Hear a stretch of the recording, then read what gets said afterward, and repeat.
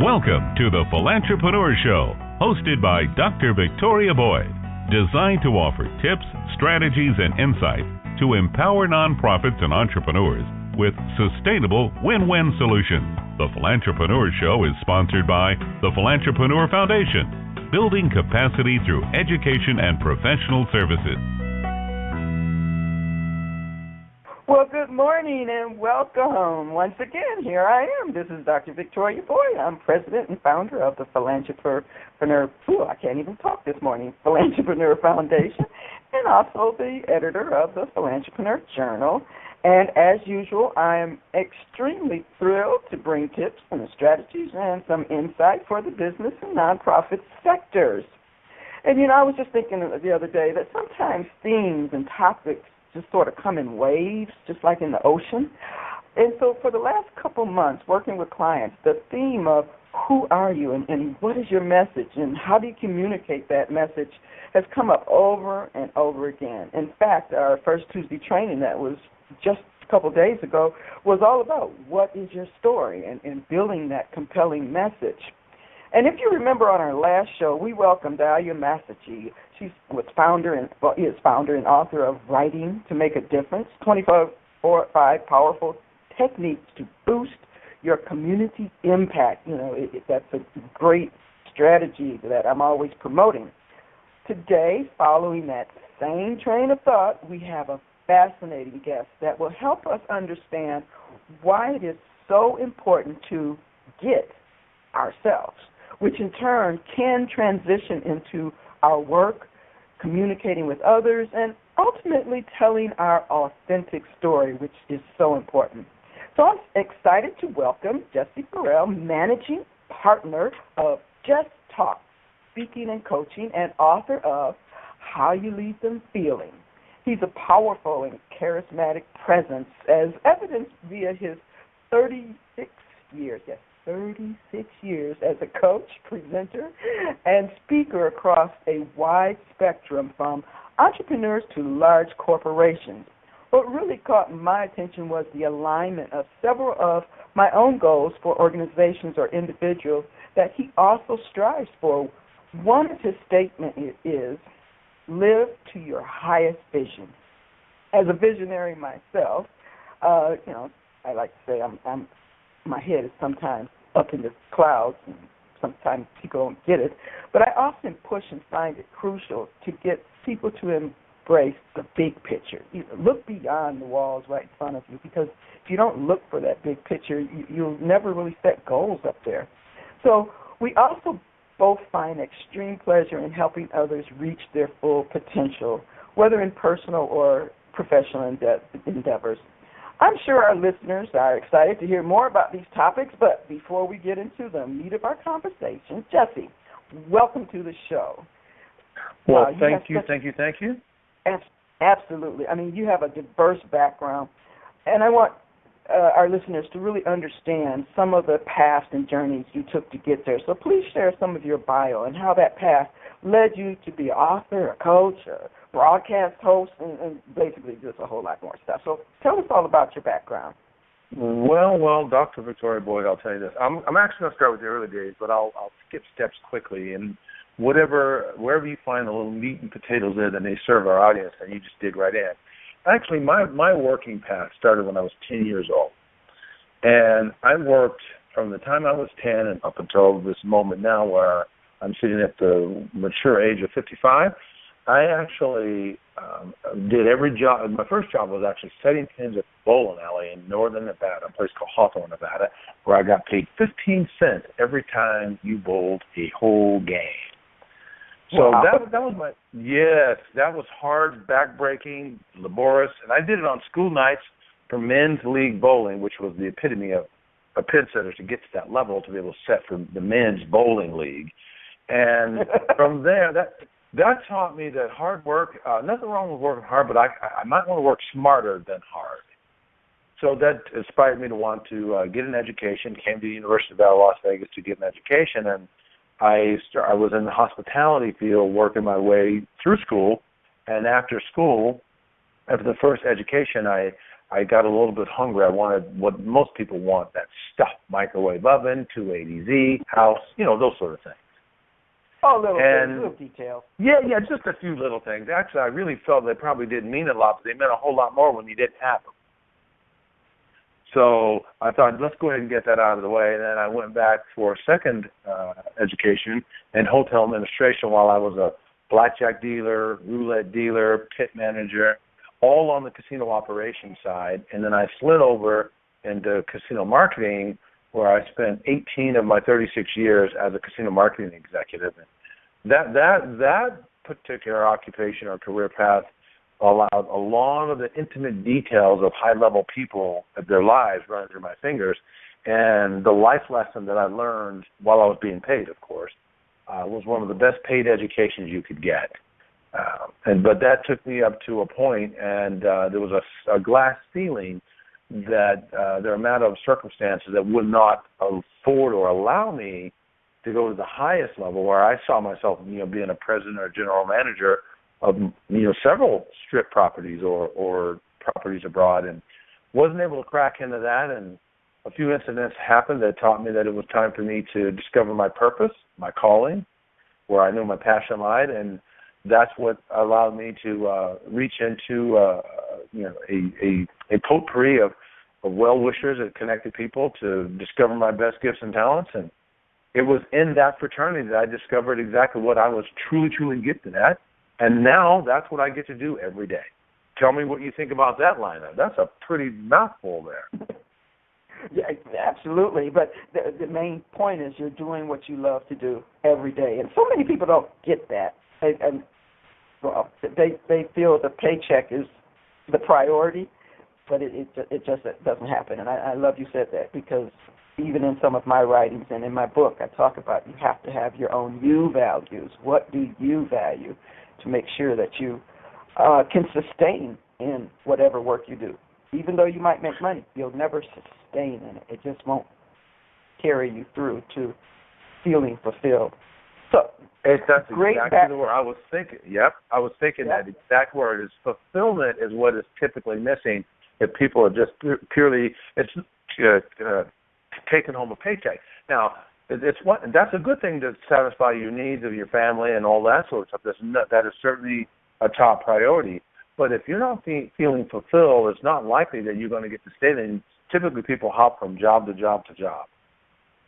Yeah, absolutely. Yeah. Right? Yeah. And so to your point, what are they chasing, Dr. Boyd? They're just chasing something. They haven't figured out what they're chasing. They just know they're not satisfied, and so the grass must be greener on the other side, and so they keep jumping that fence and keep going, because they haven't stepped back and looked inside to figure out what they need in order to find what it is on the outside.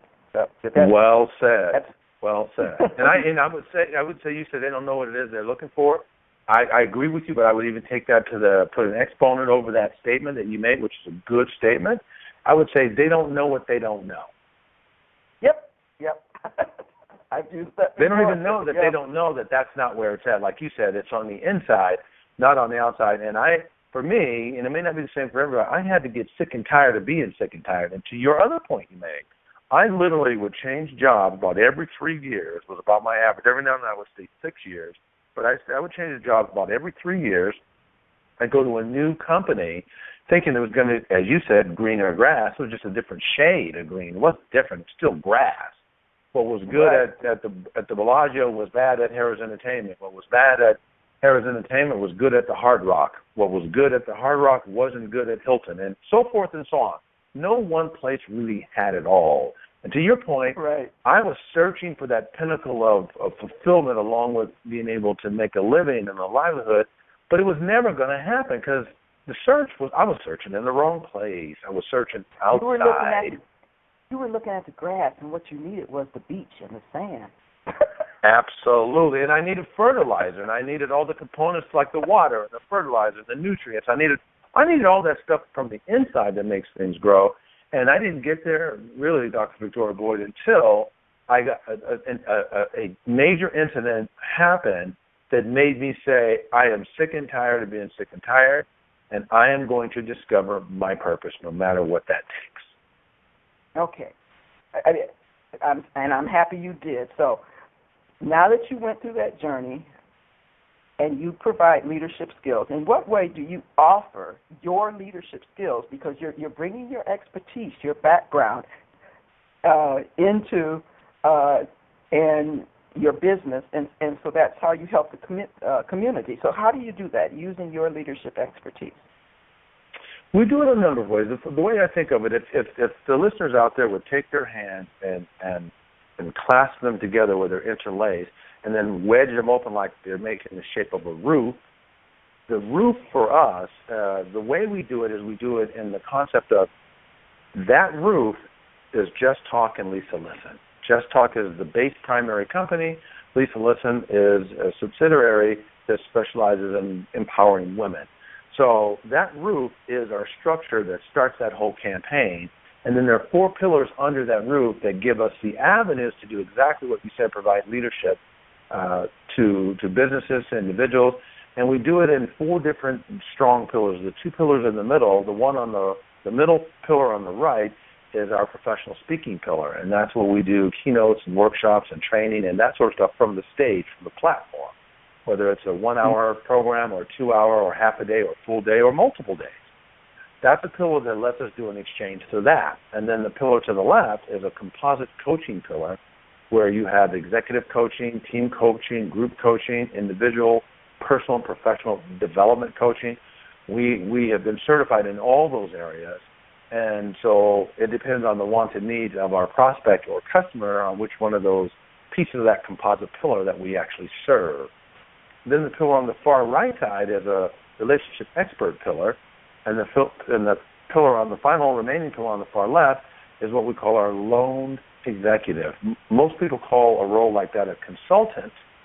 And there's nothing wrong with that, but we see it a bit differently than the typical consultant model. We don't practice where we come in and say, do this, do that, do this, and you'll get there.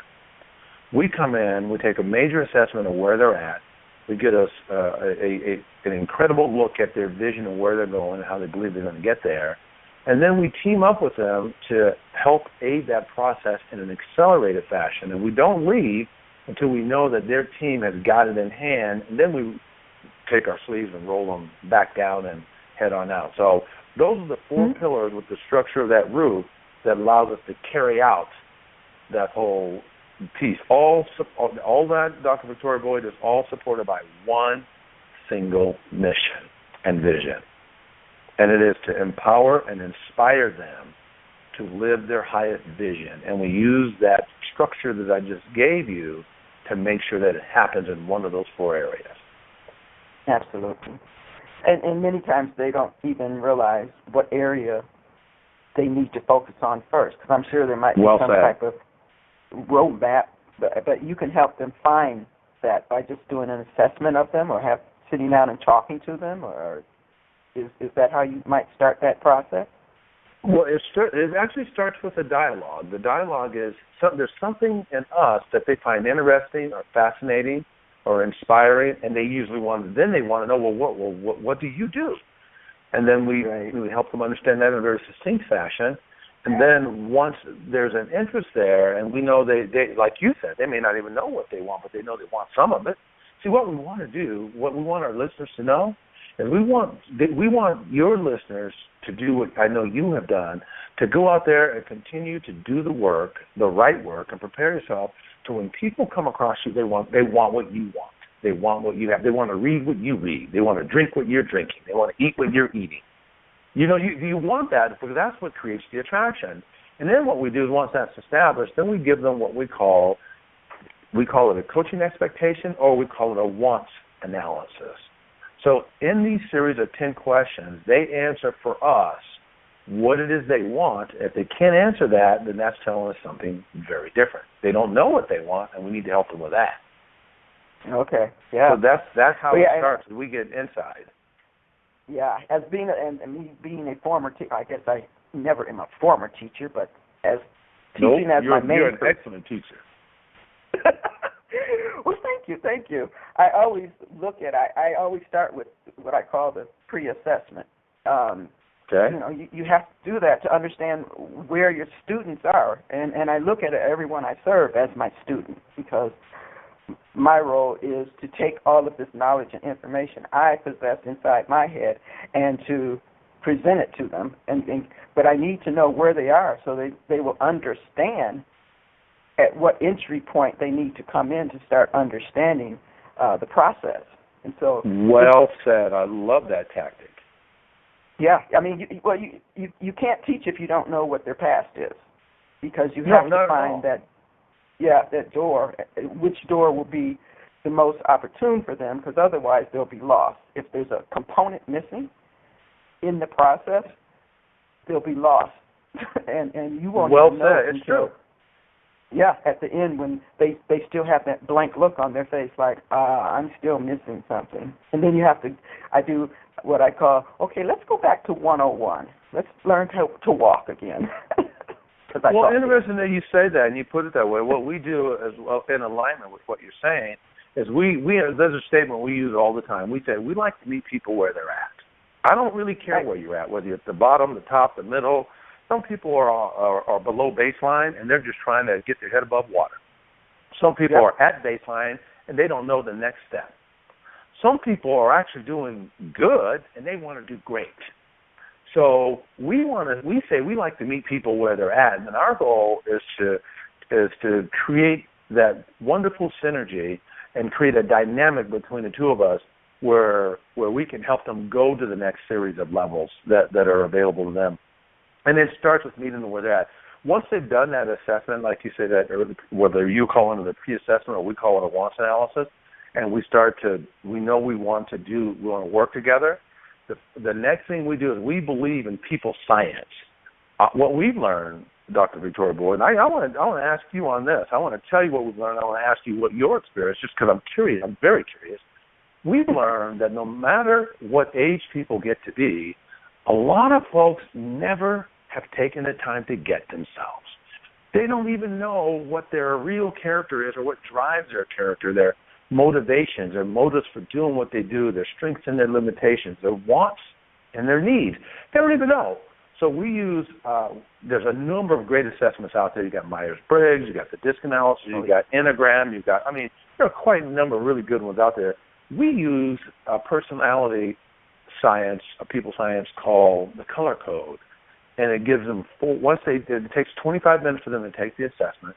It'll give them a 38-page full in-depth report, and it is couched in 4 distinctions that will give them the results of their character: blue, red, yellow, and white.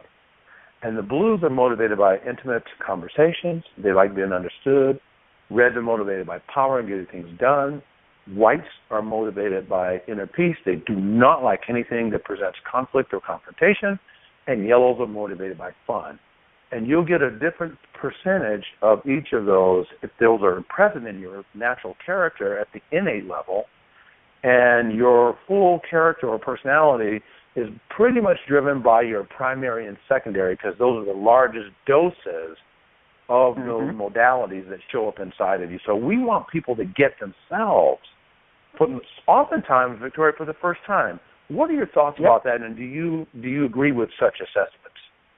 Absolutely. In fact, I studied and worked with the color codes when I was a consultant back in Michigan, because we did that a lot of times, working with groups to, first of all, let's just get to know who we're working with, but then it helps if there's, especially teachers, because I was doing staff development and training, that if you know who you are in terms of those colors, it will help you understand how you need to communicate with your students. And so we use that. Yeah, and my color was red and white and yellow. They used to call me orange. They used to call me orange, but red is my primary. Okay. That's my primary, because yes, I like to control things, but but that's where I went. But I mean, yes, you have to know yourself, but that also helps you understand, and strictly coming from the teacher perspective of how to be a better teacher, that you have to know your style of teaching but you also have to know that there's multiple learning styles that you have to infuse into your lessons for all of your students, because it's not one student you're teaching a wide range of learning styles. And even though your own personality will tend to push into one area, you have to step back and learn to make sure that you do an assessment of what you created as a lesson and have included those things that aren't your favorite style. And it has to challenge. It has to really push you as a teacher to make sure that you don't take the easy path and just doing everything you like, because that's not the best learning style for everyone. And I really found that even going from teaching high school students to teaching adults, that it's so true, and, you know, it has helped me become what I can feel at least a comprehensive trainer, where I'm looking at all of the ways that I need to present the information so I get what is called maximum learning results.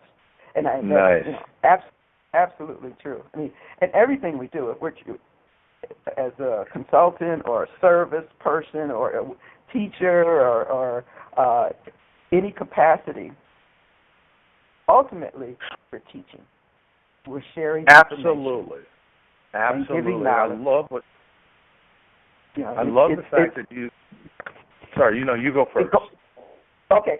Well, what it is, there's three outcomes that we always need to have in any program or system that we're doing. The first one is, what are the short-term goals? What is that knowledge that you want to impart? All you can do is deliver it, and they're there to accept it. Now, whether or not they take that knowledge and use it, which is the midterm goal, is not upon you, but the higher you and the more emphasis you put on learning those skills well and impressing upon them how they will impact them by utilizing, then you can assure or hopefully have a higher percentage of them going to step 2 of taking action and using those skills. And then the ultimate goal or long-term goal is how their change in attitudes, actions, use of those skills has a bigger result in the community, the world, the global situation by changing something that impacts everyone in the community. So that's how I sort of look at all of those strategies. So tell me what you were going to say. No, I wanted to hear everything you said, and I like that, and I respect and subscribe to everything that you said. I'll just add an adjunct that is in tandem with what you said, and I'll couch it in a lesson. The biggest lesson for me to learn as someone that specializes in communicating with others from the stage or from a coaching perspective, and this was hard for me. I'm just going to say it. The saying says that nobody cares about you, the speaker. They don't care about you until they know how much you care about them. So when I was out there initially doing a lot of my speaking, I was, I this, I that, all over the place, and showing details and a background and education and all this qualifying sort of stuff. But I learned that that's not the way to start a program or an outreach. And to everything that you said, must have read my book. I'm going to, because now I'm very curious. I did not, but now I'm going to read that because now I'm curious for even more alignment. But that was the hardest lesson for me to learn, Victoria. And when I learned it, it made so much sense, because every program that I do, whether it's coaching or speaking, from the platform training or keynote, it doesn't matter. I devote 10%. The first 10% of the program is not at all about me. It's all about the audience. I call it get to know you time. Yep. Even if I've done my research, I share some of the research. I don't try to know it all. I'm going to ask questions to my audience so they can tell me what they want me to know. And so this whole core code that you're talking about and all that process that you just mentioned, it's about really earning the right to be able to share your intelligence to help others, not just assuming because you have it. It's, as you start from a me or an I perspective. And so for me, when I learned that, I found a great deal more grace in the communication process by making it about my audience primarily, and certainly first, and then earning the right to do what I call experiential speaking or experiential coaching, where you share your experiences and other borrowed experiences that have been granted that you could borrow them And that's what starts the desire and then to want to know more, right? Absolutely, absolutely. Well, what it is, you're putting the value of your content first. And I mentioned my book, Wow, Webinar Secrets from the Wealthy Teacher, because I had been on so many bad webinars in terms of the learning style and learning the value of them, that I was literally, as you know me, I had pulled out my hair. That's why I have now. But it was, I was so frustrated being a teacher. And here are these high-power, supposedly people putting on these webinars, and the first 20 minutes was them giving testimonials about themselves. And so in the book, and the whole format of the book is how to do a value-driven webinar in 57 minutes, and I use specific, and I only let them talk about themselves for 45 seconds before. Wow. And that's basically just to introduce themselves, but then drive into, here is what I want you to learn today. Here are the outcomes that I want you to, what you should walk away with. And so they jump into the content immediately. Because if you look at the stats on when people drop out of webinars, if you don't grab them right away, you have a big surge of folks dropping out within the first 5 minutes. If they can get past that, they'll hang on at least through 75% of the webinar, because they sort of know that at the end you're going to try and sell them something. But the thing is, you intertwine need, why they need you, and it's all value-driven. And so that by the time it gets to the end, they're so anxious, I need this, that it's not a sales job at the end. It's them asking you, how can you help me? And so how can we go to the next level? Right, and it's all about putting the education point as the forefront. And well, yeah, your whole storyboard should be that, right? Yeah, well, basically, yeah. If you looked at how I've broken it down, because in the book I put it by minutes and seconds.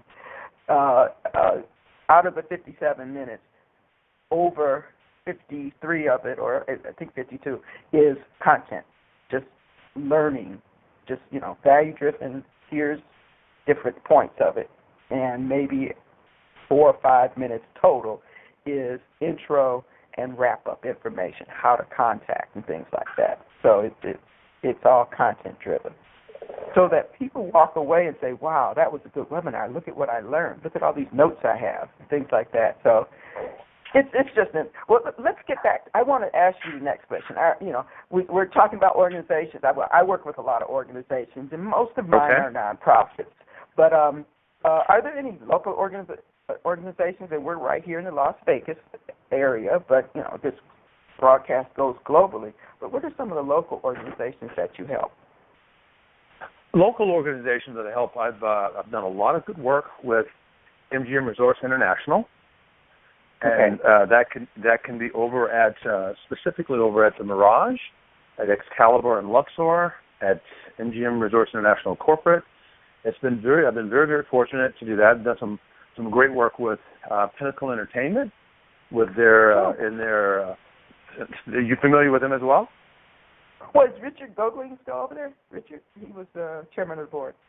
I'm sorry, anyway, say that. Never mind. Say that. No, say that one more time. I wanted to hear that. Richard Gogling, he used to be over Pinnacle Entertainment, chairman of the board. I know his wife, Andrea. Oh, nice. So there you have. There's some familiar ground for you there. Wonderful group, wonderful organization. I've been fortunate to do some really, really good work with them, and they're very happy about that. I've done some unbelievable work with the UNLV, University of Nevada, Las Vegas. That has been a real treat and a real joy to be able to work with institution like that. And I got to be honest with you, up until the last 3 years, a lot of our work that we did was more international and domestic. We did less than 1% of the work we did was here in Las Vegas. It really wasn't that much. But times have changed and things have changed, and it's a different world out there. We've been able to do some great work with Lotus Broadcasting, with Beasley Broadcasting. Aristocrat Technologies is another company that we did some work with locally. They're no longer in business right now, but there was a wonderful station called KTUD and that was a great television broadcast company that we spent several years doing great work with, and it was very fascinating and very nice. We really very much enjoyed that and gained a lot of respect in the community for the work that we do for some of those institutions. Do you have any thoughts or questions about any of those that I've mentioned? Well, I've talked a lot with Tony Gladney over at MGM because some of my first corporate sponsorship development of some of the classes, because I now teach a corporate sponsorship class at UNLV, and he's coming in as a guest speaker in November. I know Tony Gladney well. He's a great guy. Okay. Yeah, and the whole social enterprise, in fact, the concept of the Philantrepreneur, before I sort of birthed it, I met with him, and I sat down. It was me gathering information. I asked him, what are some of your needs as an organization? What are you not getting from the nonprofit community that you would like to see? And we had almost a 3-hour conversation on just some of the things he would like to see, and that is a lot of that what I base the development of that course I teach at UNLV from some of the feedback from the corporate side of what they need. And so I call the course, Whose Ball Is It? And it's about, is it the corporation or is it the nonprofit? But it's a mixture, and that's how I created that program, working with and talking with him and taking some of his feedback as the data that I use to develop what that course should include. So that's how I've worked. I haven't done work for them, but I'm using what they do as the basis of what I have created. So yeah, that's fantastic. Yeah. No, we actually. Go ahead. You first. No, I was just. Never mind. I was doing something else in my brain. But the brain does it every now and then. I know.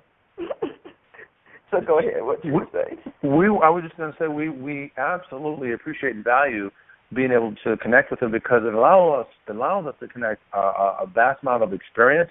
Lisa has 35 years. Who's also a managing partner of the company. She's got 35 years in the broadcast industry, and I have 36 years in the hospitality industry. And so if you notice, and some of those people that I mentioned were broadcast companies, some of those were hospitality companies. So we've been able to bridge all that breadth of experience along with our purpose and our passion, which is on the development side, and bring those two worlds together and offer some incredible programs. One of our favorite programs that we use with all of those folks we mentioned, whether it's Aristocrat Gaming or Lotus Broadcasting or the Mirage or MGM Resorts International, any of those, one of our signature pieces on the leadership side is our Reach program, and that one is really, really taken off quite well. And we think of it as using the power of leadership to develop and to create a positive movement, Victoria, in organizations and changes that dynamic to a positive space.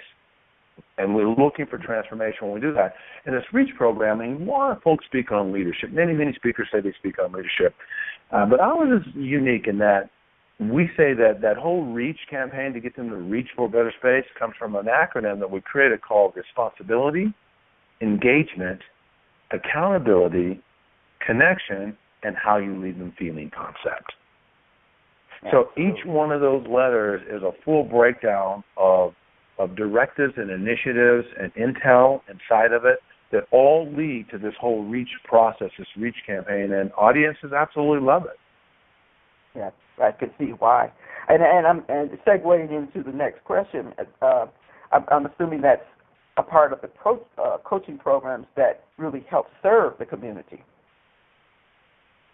Yeah, yes, absolutely, for sure. And it serves the community in that what happens is here's the thing, we want to help as many people as we can help. And not necessarily one by one. So our target market would be at the leadership level. We want to help leaders. We say we lead leaders in a world of shifting priorities.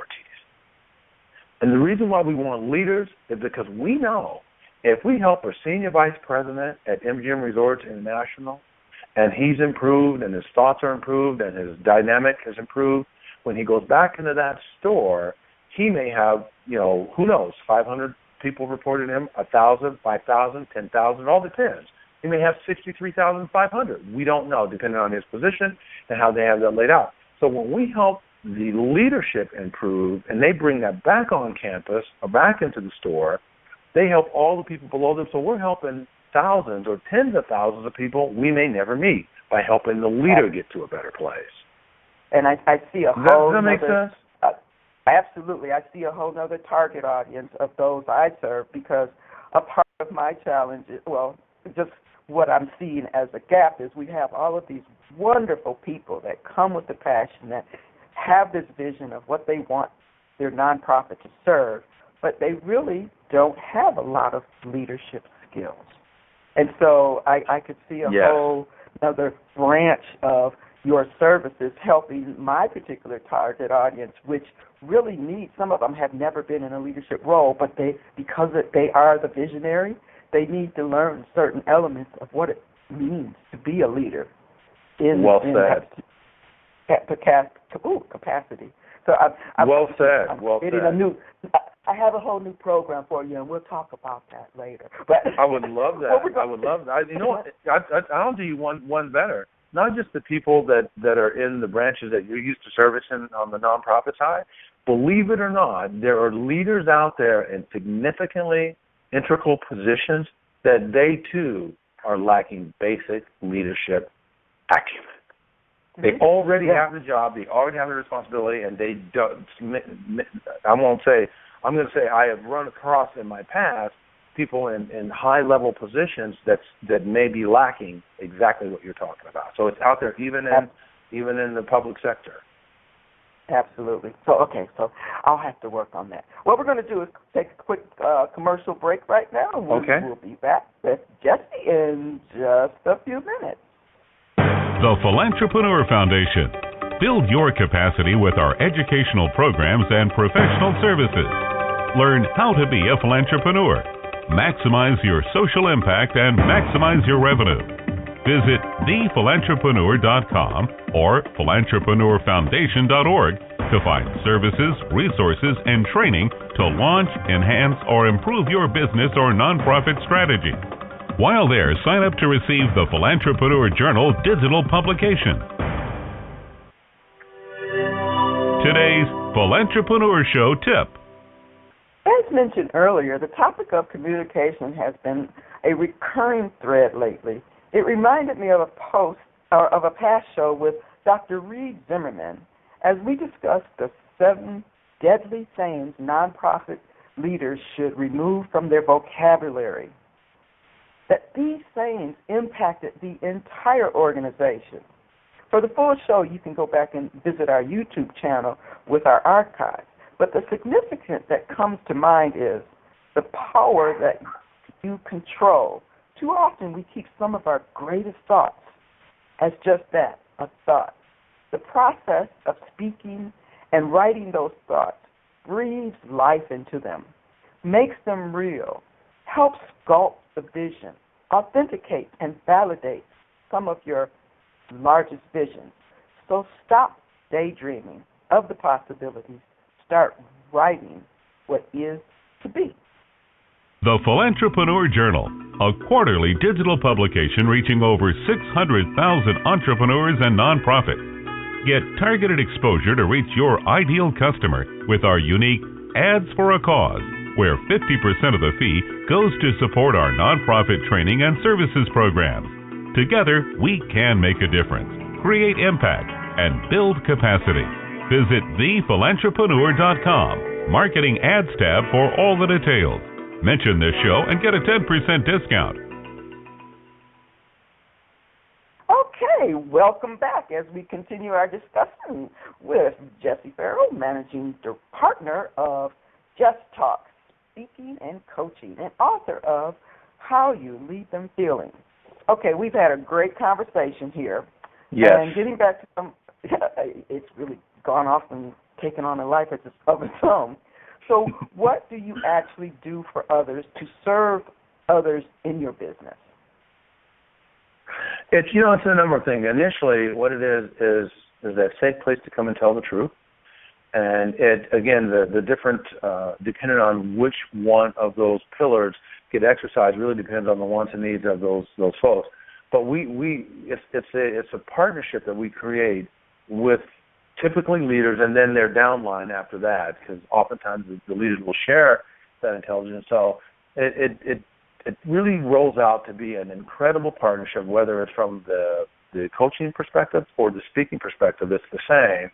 And it's helping them discover and find their voice, helping them shore up that vision, helping them fundamentally for anything to do with from vision questing all the way to process and procedures to get the outcome that they're looking for in their businesses and in their lives.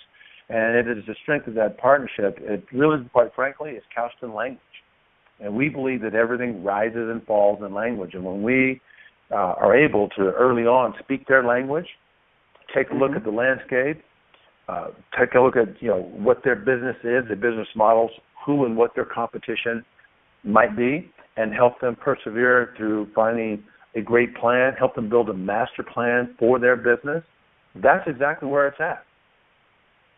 That's exactly where it's at. We believe that we practice the 4 C's that make that possible. And I don't mean to do a platform here, but we do it every day. And we help them adopt these 4 C's. And typically they have at least a couple, if not, 3/4 of these. And it's couched in the whole point of mastery of relationships. And it's to every day do something creative, stay curious, establish a connection, and be collaborative. Mm-hmm. You do those 4 C's every day, and you're going to build a quality business and an extraordinary life. Absolutely. I mean, it covers all those different points. It really does. Think about it. I mean, creative, curious, connection, and collaboration. Right. See, I used to do it. Yeah, stale and stagnant. There's no way. Because one of those C's is going to pop open and speak to the other. And if you do that on a very, very consistent basis, you're raising your game to another level. Wow. Okay. Oh, it takes my breath away. So that, how you serve others, how does your products and services help others then? And I believe go ahead. That's a good question. No, that's a good question. I think first off, it lets them know what they know. It establishes where they need to improve. Like, in other words, we identify their strengths and their limitations. We build a program that allows them to ensure that they're embellishing the most prominent strengths that are going to get them the results that they're looking for. And we help them eliminate those limitations that are drawbacks to both their character and their people, their teams, and their businesses. And we do that really in a very simple process by establishing a 12-week year, basically a 90-day concept, 12-week year, as we create a plan that has 3 critical result areas inside of that 12-week year for them. And at the end of that 12-week year process, we have a system that we call Vision Quest that measures how successful they've been in those 3 critical result areas. Those critical result areas might be health and wealth development, maybe asking for help, it may be mastering your character, or it may be one of those type of areas.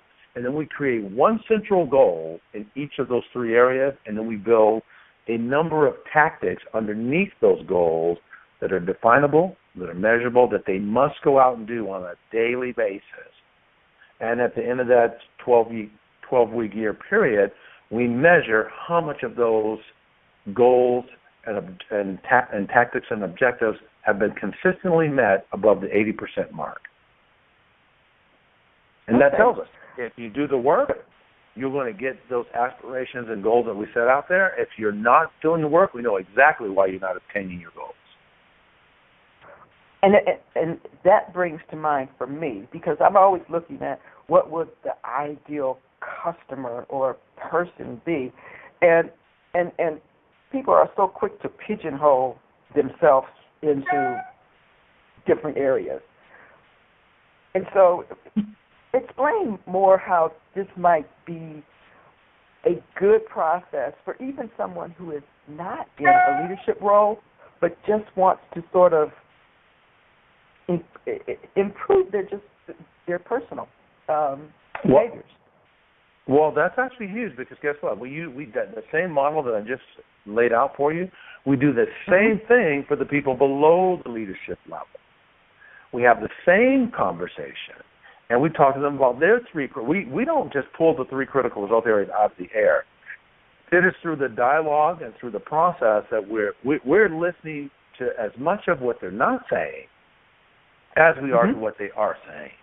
And then we feed back to them what we are hearing. If they allow us to show them the mirror and they're willing to look into that reflection, there's nothing we can't team up to improve.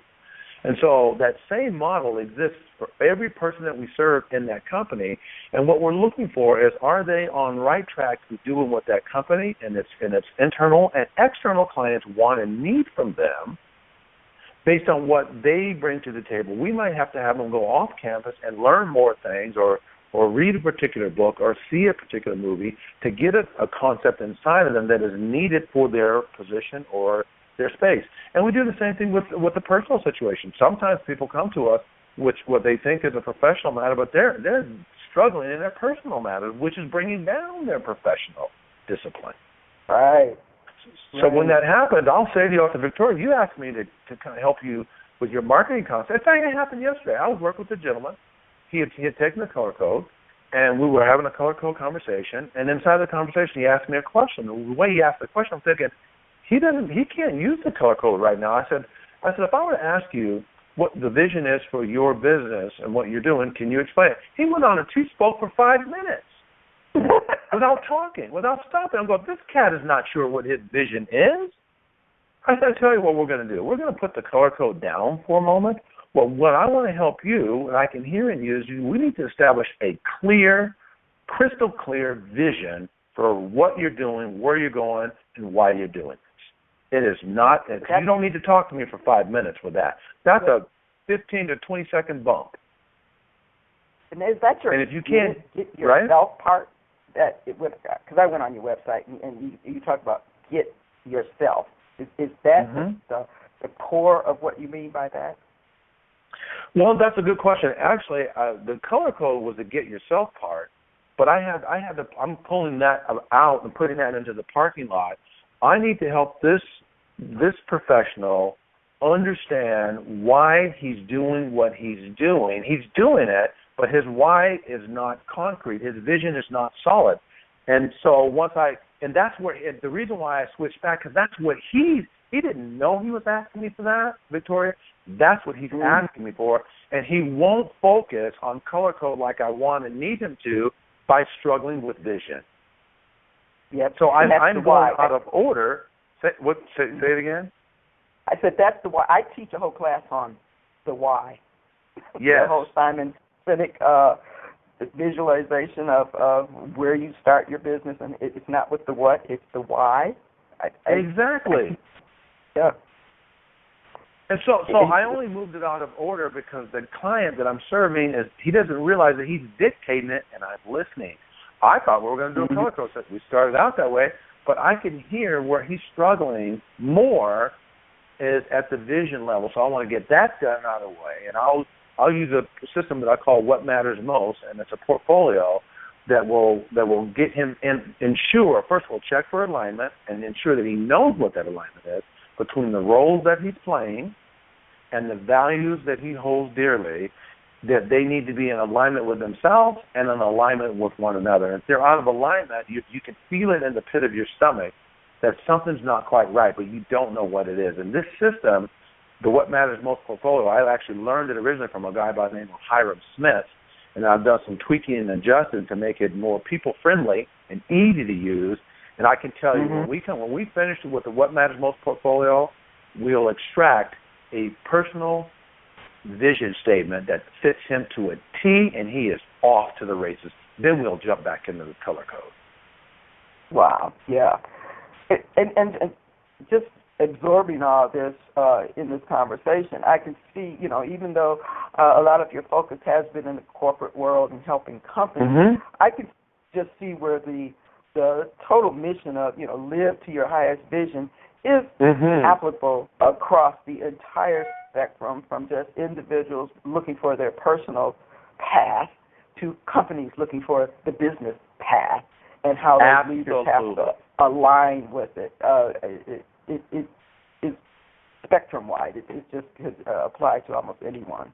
Which absolutely, Victoria. I love the fact that you reconfirmed that, and you're so spot on. Do you know what you get as you mature in life and you do not know how to get at what you just said? Do you know where a person lives at when they don't even know that is what the problem is?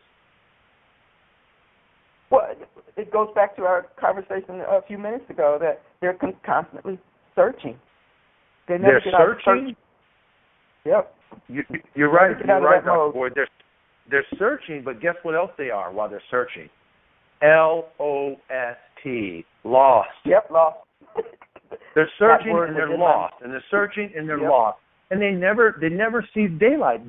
When I told this professional that I was dealing with, he was on the East Coast, I'm on the West Coast, and it was a phone session. Well, actually, it was a Skype session, a FaceTime session. Back up, I keep getting the mix. It's a FaceTime session. You should have seen that I can't say on this conversation, I'm going to keep it clean, what he said when he got it. Okay? I'll just finish. I can imagine. I'll finish with what he said, but I won't tell you the front end because we'll keep it clean. But his head turned around. He swung around. I can see the guy. I'm looking at him on FaceTime. He swung around the chair. He said those incredibly energetic words that I won't say. And then he goes, man, that is some dope stuff. He got, Victoria, that he didn't get it. He got that while I started with Color Code, what he was really wanting to be served with, hunger-wise and thirst-wise, was help me ground my vision. He didn't know that that's where he was at, but I spotted it by the way he was responding. Absolutely. Is that something? And a part of my feeling of success is watching others reach their full potential, or my God, I love it. I call it that aha moment. Even if they still have a ways to go, it's when, and you could see it in their face. I mean, and I start beaming, and I even look at them and I say, "You just got it, didn't you?" Or "You just had an aha moment. Tell me what it was." And even at the end of classes, I ask them, "What were some of your aha moments during this class?" And so, I mean, it's wonderful that you're able to experience that with him there. But I think there's going to be listeners out there that are listening in and want to have those same experiences that maybe they don't know. And I see where, I mean, this could be applicable to all of our listeners. So to learn, it really is. There's a saying, Victoria, that says, and knowing you probably read it and know it, but it's by Socrates. And it says, employ your time in improving yourself by other men's writings so that you shall come easily by what others have labored hard for. Yeah. That was inside of him. Yes. I'll say it again. Employ your time in improving yourself by other men's writings so that you shall come easily by what others have labored hard for. You wrote a book. You know how tough it is to write a book and get it published. Oh, yeah. You labored hard for that. And, and Brian Tracy taught me that first. Brian Tracy was very much a catalyst for who I've become. In my disarray, in my confusion, in my fear of that tragic thing that happened that made me go look for my purpose, I picked up a book called Action Strategy for Personal Achievement by Brian Tracy. The two things in that book that changed me forever, Lady Victoria, is this. He says, if you will read an hour a day in your field of study, you will become an expert in that field in 5 years. I'm going, what? I can do something else? I never thought I could do anything else other than hospitality, right? That's the first place he sold me. And the second place he sold me, he says, if you do not know your strengths, ask the people that are closest to you, friends, neighbors, relatives, clients, ask them. And ask them simply, what do you believe my best gifts and talents are? They'll answer that, and they'll say, how do you best see me exercise? And he says, you may not even know your own strengths. I had no clue where my best gifts and talents were until I follow up. I asked 15 people that because of Brian Tracy in that one book, and 15 people told me the same thing, Victoria. Okay. They said your best gifts are leading, inspiring, and training others. And I had not a clue that was a gift. Okay. So on that note, I want you to get your business information because we're getting down to the last few minutes here. I know people not want to, but need to contact you. So would you give your business information and how to contact you and really open it up so that they can get in contact with you? We're here in the Las Vegas area, but as I hear, you do Skype, and so they can call you from all over the country. So give us some of your contact information. This is your promo time. Absolutely. My Skype name is JessTalk, and that's JessTalk. You can reach me on the telephone line in our office. Our main office line is 702-541-6992. Again, that's 702-541-6992. You can also reach us from the website very quickly, and that will be at www.JessTalk.com. And again, that's www.JessTalk.com, or email us at feelings@JessTalk.com. That's the best way to reach us any way that folks want to, and we're more than happy to have further discussion or provide more materials or information complimentary to anything we've spoken about on this program. I've got some one sheets that'll help people. Anything that I have that'll help your listeners, I would gift it to them. Absolutely. Well, I went on the website, and that's definitely jam-packed with information. I want to thank you so much for joining me on the show today. It's been informational. It's been inspiring. I'm going to have to figure out some of my own things that I need to figure out for myself. But You and me both. Yeah. But, again, thank you for coming on. It's been a really great show. Thank you, Jeff. You're so very welcome, and I appreciate you having us on the call, and you're a wonderful, wonderful host there, and I can't wait to be more like you when I grow up. Okay. All right. Okay. You can catch this show on our archives, the Philantrepreneur Foundation. As I said, we have a YouTube channel. And remember, October 26th through 28th, 2015, here in Las Vegas, Impact Learning 2015. A constant challenge for many nonprofits, if not all, is securing funding for the organization. Adding to this challenge is a change in the marketplace, causing diminished corporate, government, and donor support. Plus, these funds are often restricted and cannot be used for your day-to-day operations. Join us for a 3-day immersion guiding nonprofits through the key elements of marketing and implementing a social enterprise business plan to become self-sustaining and self-sufficient, easing the reliance on outside funding and grants. For all the details and registration accommodations, visit pfimpactlearning.info. Registration is now open, and in fact, early bird closes August 15th. And are you a philantrepreneur with a story to tell? Do you have tips, strategies, or insight for today's entrepreneurs and nonprofits? Then you need to be a guest on our show. Contact us today by submitting a guest inquiry form on the radio page located on the website, thephilantrepreneur.com. Speaking of guests, on our next show, August 19th, we will greet Mandy Teleria, owner of Boy Architects and Design and founder of the Good Deed Project. So that was another great show with tips and insight. We look forward to you joining us next time. In the meantime, we ask, are you a philantrepreneur? Thank you for tuning in to the Philantrepreneur Radio Show, hosted by Dr. Victoria Boyd. Get involved. Follow us on Facebook and other social media outlets. If you wish to share comments or suggestions or appear as a guest on our show, visit www.thephilantrepreneur.com. Contact Victoria Boyd. Email her at theboyd@thephilantrepreneur.com. The Philantrepreneur Radio Show is a production of and sponsored by the Philantrepreneur Foundation, a 501c3 tax-deductible organization.